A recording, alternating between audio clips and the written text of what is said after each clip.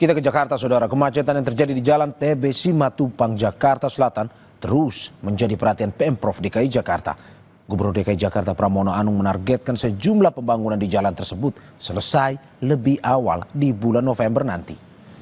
Target tersebut lebih cepat 1,5 bulan bila dibandingkan dari rencana target awal yang selesai pada akhir tahun.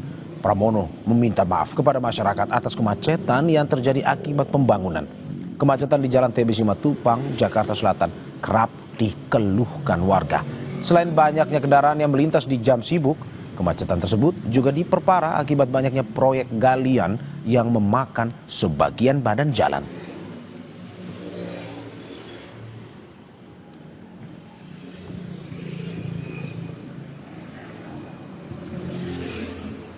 Ya memang Jakarta kan sedang membangun. Persoalan untuk memasukkan kabel ke dalam, kemudian sanitasi, kemudian juga saluran-saluran air, inilah yang sedang ditangani. Kemacetan yang paling utama itu kan ada di TB Simatupang.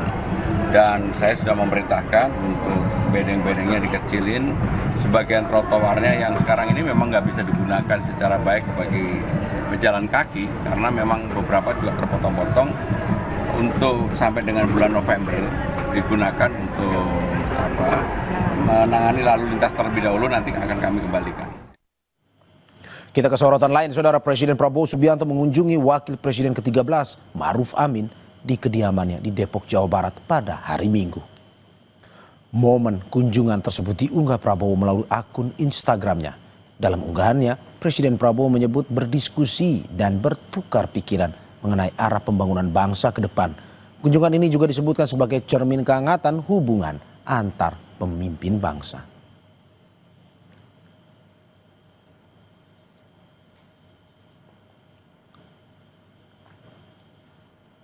Saudara, jangan kemana-mana, kami akan kembali dengan informasi lainnya. Tetap di Sapa Indonesia Pagi.